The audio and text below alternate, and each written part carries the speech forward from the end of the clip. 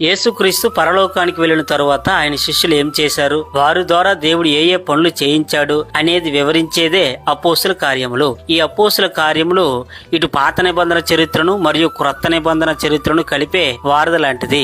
ఈ అపోస్తుల కార్యములు వైద్యుడైన లోక క్రీస్తు శకం 62-63 మధ్య కాలంలో రాసెను. ఇందులో 30 సంవత్సరముల చరిత్ర కలదు. ఈ అపోస్తుల కార్యముల గురించి చూసినట్లయితే మొదటి అధ్యాయంలో యేసు ప్రభు యొక్క ఆరోహణము మరియు మత్తి అని ఎన్నుకునుట చూడగలము.